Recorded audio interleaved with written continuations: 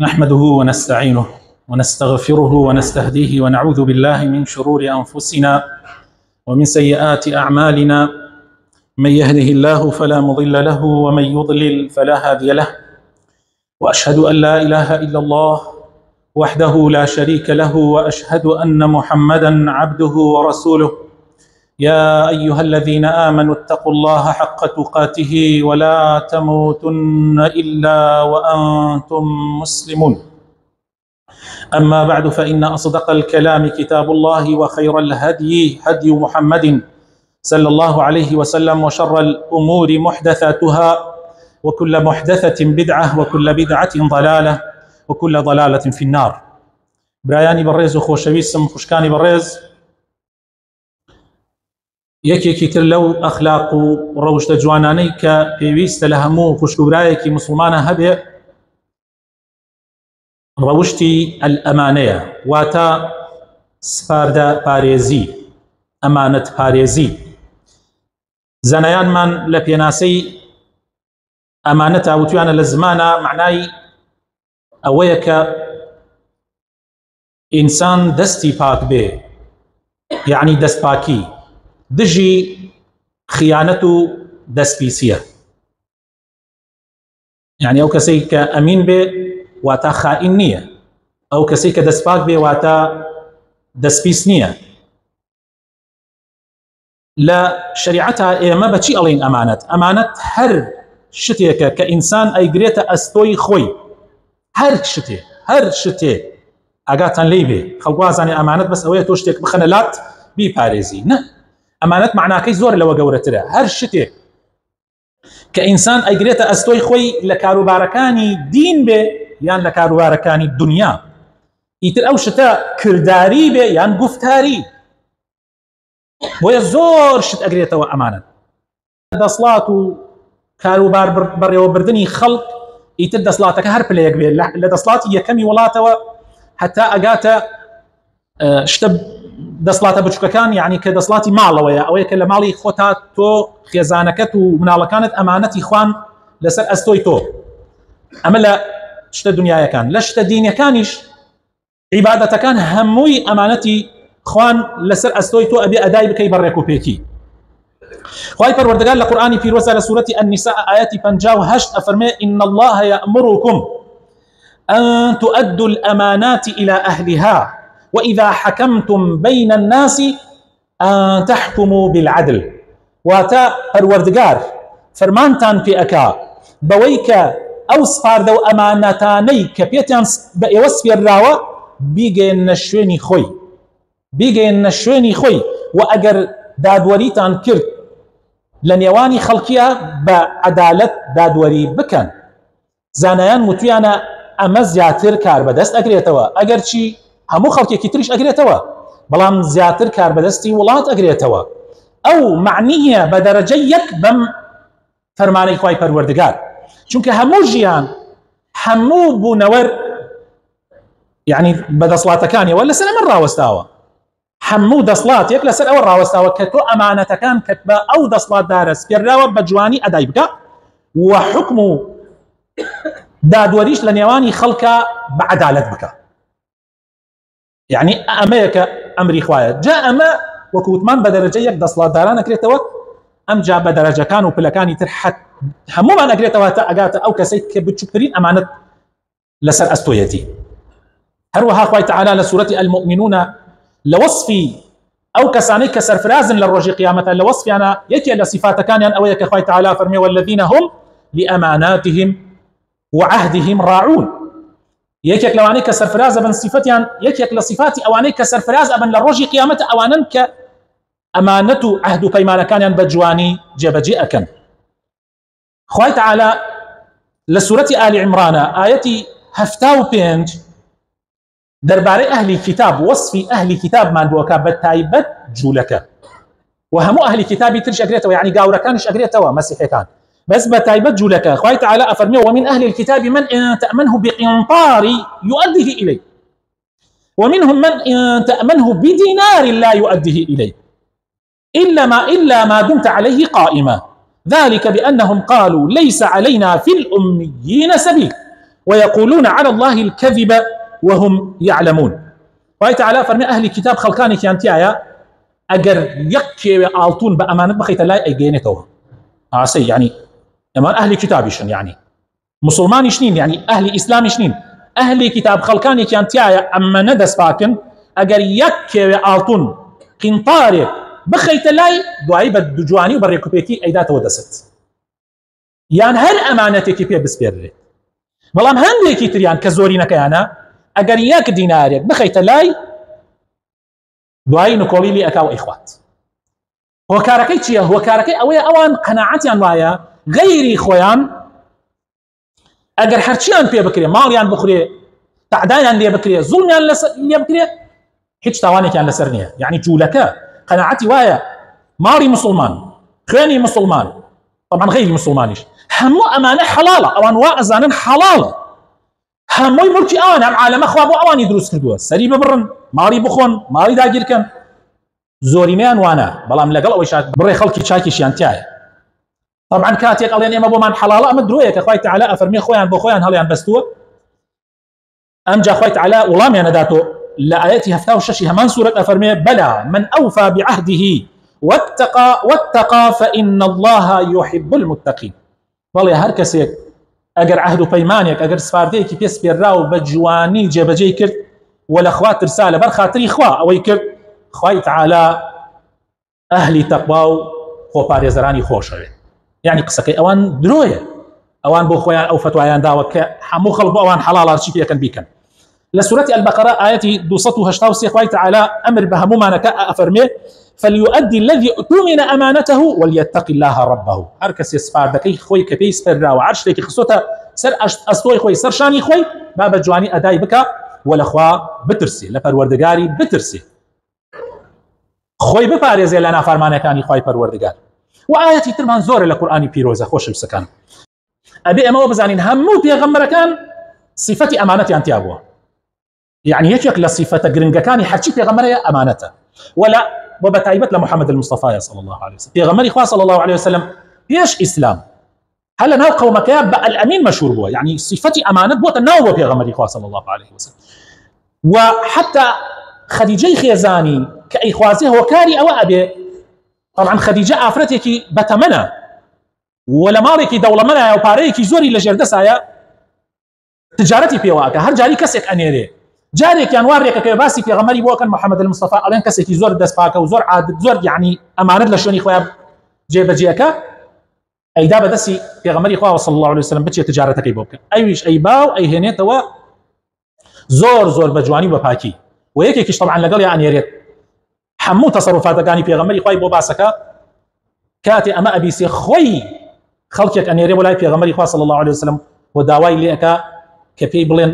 بۆچی خەدیجە ناخوازی بە شەرتی هەرچی پیاوە گەورەکانی قوڕەیشەیە داوای خەدیجەیان نەکرد شووی پێیان ناکرد. بەڵام کە بینی ئەم محەممەدە صلی الله عليه وسلم چەند ئەمانێت پارێزە و چەند دەستپاکە خۆی خەڵکی ناب وەکو لە سیرەیە هاتووە خۆی خەڵکی ناب کە پێشنیاری ئەوە بۆ محەممەد بکەن کەوا بڕا خەدیجە بخوازێ و یەکسەر کە پێغەمبەری خوا ئەمەی بیست زۆری پێخۆش بوو بەڕاستی جا تەسەووری ئەوەی ناکرد خەدیجە شوو بکا بە ئاسانی چونکە شووی بە زۆر کەس داوای کرد شووی پێ نەکرد بوو کاتێ چۆ پێشەوە و داوای کرد یەکسەر خەدیجە ڕازی لەبەر ئەمانەتەکەی و باشترین ژنان بوو لە ئومەتی ئیسلامە حتا قیامەت حتا ئەو ڕۆژە مرد خزمەتی پێغەمبەریە کرد و ماڵ و سامانی لە خزمەتی پێغەمبەری خوایە بوو صلی الله عليه وسلم. هەروەها خۆشەویستەکانم پێغەمبەری خوا صلی الله عليه وسلم ئەو قوڕەیشیانەی کە خۆیان بە گەورەی قوڕەیش ئەزانی و بە خاوەن پارە ئەزانی پێشی پێغەمبەرایەتی و دوای پێغەمبەرایەتیش هەرچی سپاردەیەکیان بوایە وەکو بەنق لە ماڵەکەی پێغەمبەرەدایەنەنا ئەیان زانین نافەوتێ طبعا ئەو کاتە نە وەسڵ بووە نە نووسراوە بووە هیچ نەبووە کابرا هاتووە بۆ لای پێغەمبەری خوا صلی الله عليه وسلم و تێتی کاکە ئەم ئەمانەتەم بۆ پارێزە پێغەمبەری خوا بە جوانترین شێوە ئەی پاراست و دوای ئەیدایەوە دوای ئەوەی کە بۆ پێغەمبەر و ئەوانە دژایەتی پێغەمبەری خواشیان کرد حتا دەربەدەریشیان کرد لە هیجرەتا پێغەمبەری خوا صلی الله عليه وسلم علی ئەیڵێتەوە و پێی ئەڵێ بمێنەوە تۆ تاوەکو ئەو ئەمانەت و سپاردانە دوای من بگەێنیتەوە بە خاوەنەکانیان سیرکن بەڕێزە چەند گرنگە ئەم مەسئلە. ئەبوو هورەیرە ئەگەڕێتەوە ئەفەرمێ ڕۆژێکیان لە مەجلیسی پێغەمبەر صلی الله عليه وسلم پێغەمبەری خوا وتارێدا کابرایە کاتە ژوورەوە وتي أي پێغەمبەری خوا کەی قیامەت هەڵەسێ يعني هيك ئێستا بێتە ژوورۆ لێ پرسیار لە من کابڵێ کەی قیامەت هەڵەسێ هەمان شێوە پێغەمبەری خوا صلی الله علیه وسلم وتارێدا ئەو کابرایە ئەو پرسیارەی لێ کرد پێغەمبەری خوش بێدەنگ بوو بەردەوام بوو لەسەر وتارەکەی جوابی کابرای نەدایەوە ئیتر سەحابەکان هەندێکیان وتیان بەخوا دیارە پێغەمبەر ئەو پرسیارەی پێ ناخۆش بوو هەندێکی تر وتیان دیارە باش دوی لێ نەبوو هەتا پێغەمبەری خوا وتارەکەی تەواو کرد دوای ئەوە وتی ئەوە کێ بوو کەوا ئەو پرسیارەی کرد کابرا وتی هەڵسا وتی ئەی پێغەمبەری خوا من پێغەمبەری خوا صلی الله علیه وسلم فەرمووی هەر کاتێک ئەمانەت و سپاردە نەما يعني تأميني نما دڵنیایی نما لەناو خەڵکە ئەوە چاوەڕوانی قیامەت بە جا کابرا وتی ئەی پێغەمبەری خوا چۆن نامێنێ ئەی چۆن ئەمانەت نامێنێ پێغەمبەری خوا صلی الله علیه وسلم فەرمووی هەر کاتێک کار بەدەستی کەوتە دەست غەیری ئەهلی خۆی يعني خەڵکانێکی نائەهل خەڵکانێکی نەزان و نەفام ئەوانە بوون بە کار بەدەستی خەڵک ئەوە چاوەڕوانی قیامەت ئەوە بزانە کە قیامەت نزیکە لە حەدیثێکی ترە ئەبوو موسای ئەشعەری بۆمان گەڕێتەوە ئەفەرمێ پێغەمبەری خوا صلی الله علیه وسلم فەرمووی ئەو کەسێک کە خازنە لەسەر بەنقە یان وەزارەتی دارایی لەژێر دەستی ئەوایە یان ڕئیسی حکومەتە یا پاشای وڵاتە کە موچەی خەڵک لە بەردەستایەتی کە کاروباری خەڵک لە بەردەستایەتی کە پارەی ئەو خەڵکە هەمووی بە باج و بە هەموو ڕێگاکان ئەڕاتەوە بەردەستی ئەو ئەگەر ئەمین بێ ئەگەر دەستپاک بێ ئەگەر حەقی ئەو خەڵکە لە کات و لە وەقتی خۆیان بدا حەقەکانیان دوا نەخا حتا پێغەمبەری خوا صلی الله علیه وسلم لە حەدیثی تر ئەفەرمێ ئەو کەسەی کە کرێکارە کرێکەی بن پێشەوەی عەرەقەکەی ناوچەوانی وشک بێتەوە ئەمە ڕۆژانە کرێکاری ڕۆژانە ئەوەی کە کرێکاری هەفتانەیە ئەبێ هەروە بدرێتی ئەوەی کە کرێکاری مانگانەیە کە گشت فەرمانبەران ئەگرێتەوە ئەبێ ڕێک لە کاتی خۆیان لەسەری مانگا موچەکەی بدرێتێ ئەگەر هەر کەسێ و هەر خازنێک و هەر دەسڵاتدارێک و هەر کەسێکیش یعنی کە پارە و ماڵی خەڵک لەژێر دەستی ئەوایە بە جوانی ئەدای بکە وەک ئەوە وایە خێری کرد لێ کابرا حەق کابرا خۆیەتی بەڵام لای خوا بەوە بۆی ئەنووسێت ئەوە وایە خێر و سەدەقەی کرد چونکە ئەمینە ها لە حەدیثی تریش ئەفەرمێ کەسێک ئەگەر دوو جار قەرز بدا وەک ئەو وایە ئەو پارەی کرد بێتە خێر ئەمیش ئاوایە کەسێکی ئەمین و دەستپاک هەبێ ئەو ئەجرە گەورەی هەیە حوذەیفەی کوڕی یەمان کە زۆربەی حەدیثی ئاخر زەمان و فیتنەکانی ئاخر زەمان ئەم سەحابەیە ئەیگەڕێتەوە وەکو چۆن بڵێ زیاتر پسپۆڕی لەو مەیدانەیە هەبووە لە سەحابەکانی پێغەمبەر صلی الله علیه وسلم بۆمان ئەگەڕێتەوە باسی حەدیثی درێژ ئەکا کە پێغەمبەر زۆرێک لە نیشانەکانی قیامەتی تیا باس ئەکا یەکێک لەوانە ئەفەرمێ حەدیثەکە درێژە بەس من ئەو بڕگەی باسەکەم فەرمووی ئەمجا پێغەمبەری خوا صلی الله علیه وسلم باسی ئەوەی کرد لە ئاخر زەمانە ئەمانەت بەرزە بێتەوە یعنی ئەمانەت نامێنێ حتا وای پێتێ خەڵک کاتێک کڕین و فرۆشت نەکەن هیچ سقیان بە یەکتری نامێنێ سقیان نامێنێ ئارە ئەم شتێک ئەسکڕێ ئیتر بە ئەو پەڕی متمانەوە و هەموو شتێکەکە و عەقد و هەموو شتێکەکە لەگەڵەوەش ئەترسێ خیانەتی لێکرا بێ تا وای پێ دێت پێغەمبەر فەرمێ صلی الله علیه وسلم تا وای پێ دێت ئەڵێن لە عەشرەتی فڵانە پیاوێکی ئەمین و دەستپاک هەیە يعني الله بالضبط أم زماني خوانته يعني دسباكا كان أو نكمن يعني ببنجة إشارتك لي والله فلان كس دكان داري باركا يعني دسباكا فلان كس إيشي وايا لما عرضة ألن فلان وفلان لنا أم عرضة أو أنا دسباكن في الله خلق ناكن لميداني حيوانة لنا بقال لنا أرز فروشة لنا ألين فلان كس دسباكا فلان كس خاين نية حركات برا دسي إيش بوكات حتى في غمرة فرمي صلى الله عليه وسلم لو حديثة تماشى أمبر جيب كان زور كرنجا حتى واي بي دي سيد كان علي بالضبط امري خمانه كانه في غمر بس امروكا بس تو زباش دي قدما مش كان خلا اما حتى يقال للرجل ما اجلده وما اظرفه وما اعقله وما في قلبه مثقال حبه من خردل من ايمان واي بي دي عليه فلانه قص ما شاء الله شوف يا ياكا اشتلقي وصفك اما ما نبي بس ماذا يتبع يعني هم ايش كمان بوكا فلان كس شبيعه هنا ظريفه وكو لفظ عربي كش روايه لكل خوش معنا او كلمه هي ظريفه شبيعه ظريفه قصه خوشه ها فلان كس شن عاقل وجيره يعني وصفي خلقانك كان بما جاء في غمرس افرمي او وصفانك اي كان خلق ام وصفان حتى اي مش اي كان واي بيت اهلي مزقوط وصفي او كس انا ادنا بلام او كس يقمص قال ذر ايمان لنا ودل شيانيه تشتيش مان ازانين ايمان لنا ودل يعني لقال او شحر خريب وصف دانوين قصيتي او شاكان لباري امانته وامام عمر افرمي تماشای ڕۆژوگرتنی يعني ئەگەر بتێ وەسفی کەسێ بکەی یا باسی کەسێ بکەی بڵێ ئەم کەسە پیاوێکی باشە یا پیاوێکی خراپە ئەڵێ سێ ڕۆژۆکەی مەکە سبحان الله يعني نەک ئەوەیشی کە کابرایە نوێژنەکەر یا کابرایەکی نەخ ئیسە خۆی کردەتە پیاوی چاک لە خەڵک نەک ئەوانش ئەوانەی تریش کە نوێژ ئەکەن و ڕۆژش ئەکرن ئەفەرمێ بە ڕۆژ و نوێژیان ناخەڵەتێ ئیمام عومەر ئەفەرمێ بە ڕۆژووی کەس مەخەڵەتێ بە نوێژەکەی مەخەڵەتێ تەماشاکە هەر قسەیەکەکە ئایا ڕاستەکە یا درۆکە تاقیت کردوتەوە تۆ ئەزانی ئەم قسانەی کە ئەیکەن ئەمڕۆ ئەم قسانەوە ئەیکەن و وعدە دەن بە خەڵک ڕاستەکەن یا درۆکەن ئەبەوە خەڵک ناز ئایا ئەو کەسە ئەمانەتێکی مسلمانانی لێژێر دەسایە ئایا ئەدای ئەکا بە جوانی یان نایکە هەیە نوێژەکە ڕۆژوەکرێ بەڵام واللهی برا بەڕێزەکەم واللهی ئەگەر دەستی بڕوا هەر هەممانە فەوتێنی ئەبێ ئاگامان لێی بێ بەوەیە خەڵک بناسن کاتێک کارێکە کێتە ژێر دەستی کە کەوتە ژێر دەستی ئەگەر ئەمین نەبوو پیاوەیەکی ڕاستەقینە نەبوو ئیتر مەخەڵەتێ بەو کەسە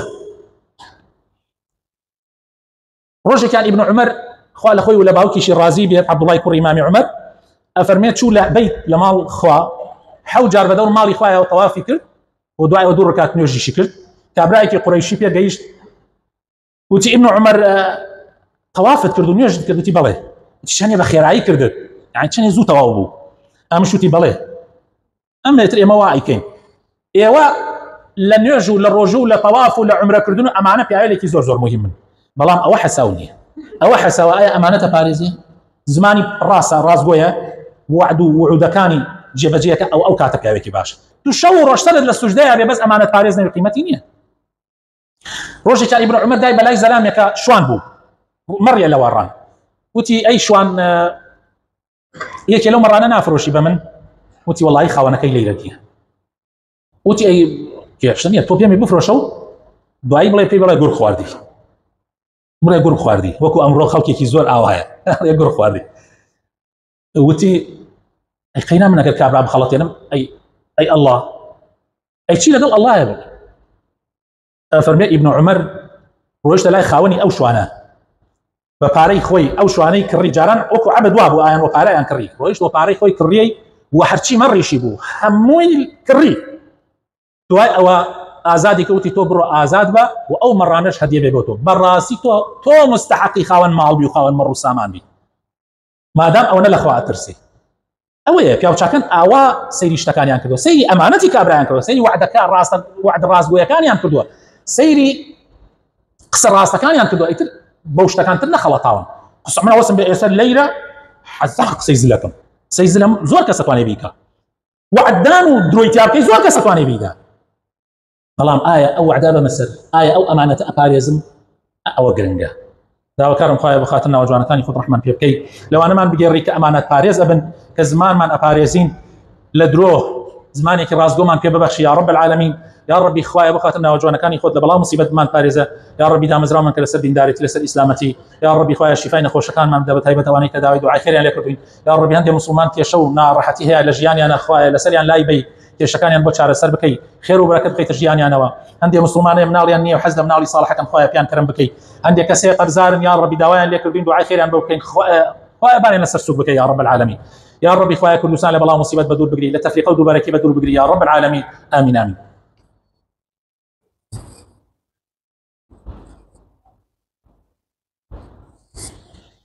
آمين آمين الحمد لله رب العالمين والصلاة والسلام على رسول الله الأمين وعلى آله وصحابته أجمعين يا أيها الذين آمنوا اتقوا الله ولتنظر نفس ما قدمت لغد واتقوا الله إن الله خبير بما تعملون إيمان داراني خوشويست سودكاني دسباكي تشيا هندێکی ئەوەی کە بۆم ئامادە کراوە عەرزی جەنابتان یەکەم دەستپاکی بەشێکە لە تەواوی باوەڕی تۆ و لە جوانی ئاینی پیرۆزی ئیسلام کەسی دەستپاک خودا و خەڵکیش خۆشیانەوێ بە دەستپاکی ئاین و شەرەف و ناموس و سامان و جەستە و گیانی هەر یەکێکمان زانست و زانیاری کەسەکان و کۆمەلگاکان ئەپارێزرێ دادوەری ئەپارێزرێ هەر کۆمەلگایەک کە دەستپاکی تێدا بڵاو ببێتەوە کۆمەلگایەکی پڕ خێر و بەرەکەتە ئەوەی پابەندی دەستپاکی بێت کردەوەکانی چاکە بن بارودۆخی خوای تەعالا بۆی ڕێکە خاو چاکێکە خۆیشی ئەپارێزێ هەر کەسێ ئەمانەت بپارێزێ خوای پارێزێ دەستپاکی مرۆڤەکان سەربەرزەکە دووریشیان نەخاتەوە لە شەرمەزاری و ڕوڕەشی بەڕاستی وایە بیرێکی لێ بکەن و ئەم قسانە بزانم وایە یاوان نییە ئەگەر دەستپاک بی واللهی دایمەن سەربەرزی بەڵام خوا پەناماندا ئەگەر ئەوی تریان بی دایمەن ڕوڕەشی جارێک خەڵقە خەڵەتێنی دوو ئەی خەڵەتێنی بەڵام ئەگەر خەڵک عاقڵ بن تێگەن بە تۆ ناخەڵەتێن خەڵکە عاقڵەکە بە تۆ ناخەڵەتێن ئەگەر دەستپاکی لە ناو گشتمانە بڵاو بێتەوە گشتمان متمانەمان بەیەکە بێت یەکتریمان خۆشە بێت کۆمەلگاکەمان کۆمەلگایەکی باش و جوانە ئەو ڕۆژە بینیم کابرایەکی ئەوروپی تازە ئیمانی هێناوە هاتوو بۆ مەکە و مەدینە زۆر سەیریا چی بڵاو کردەوە ینی ئینێکی بڵاوە کردەوە لە ئەکاونتەکەی خۆی ئەوە ئەگەڕا بەسەر دوکانەکان ئەوی خەڵکی نەتوو تەماشاکەن بە زمانی خۆی و تەرجمە کرا بۆ عەرەب تو تەماشاکەن براینە خەڵکی نەسیرکەن دوکانی ئاڵتون و هەراوا شوشەیەکە و دەرگاکان داوەتەقی ئەمانە ئەم هەموو شتە سامانە زۆرە لەم دوکانەیە هەیە تەنها پەردەیەکیان داوەتەبانە هەویستەیەکەن ئەم شتە چۆن شتی وا بێ چۆن شتی وا بێ لە هەندێک شوێن چەند دەرگا و چەند قفڵی گەورەی لێدەن لەگەڵەوە شەهر ئەدزرێ سیکەن منیش ئەڵێم بڕۆن تەماشای بازاری ڕزگاری کەن مە تەنها لە مەکە و مەدینە نییە بڕۆن دوکانی وا هەیە لەو ڕۆژەوە دروست کراوە تا ئەمڕۆ لە سەرەتای ئەم ڕزگاریوە کە دروست کراوە کە لە هەشتاکان کۆتایی هەشتاکان بوو کە من خۆم ئیشم کردووە ئەزانم تا ئەمڕۆ لەو بازارە دوکان وا هەیە کە ئەڕاتەوە بە ماڵ لە دەرگای داخەو نایت هەر بە چادر و بەین دەم دەرگاکەی ئەبەسی ئەوڕاتەوە گشتان بینیتان و ئەیژزان بارانە بەفرە لافاوە ئەو هەر ئەوەیە تەواو الحەمدولله کەم جار هەیە حاڵەتی لێک ڕۆدا ناڵێم دز نییە نازانم دوورە ئەم مزگەوتەی خۆ 12 ساڵ دروست کرا بۆ ئەسڵەن کلیریان نەبوو هەر نەبوو يعني هاتنا رويت سرعه كده زنجه كده توي بو خمي لي بخير جاي وهبو يمكن ما نازاني كاتي يعني ما نزاني زلامي لي خوته سواز بو اخوي كام امن امانك دايم امش نعمتك زور زور دوري داوبكن خوي تعالى ذاتيك ان الله وملائكته يصلون على النبي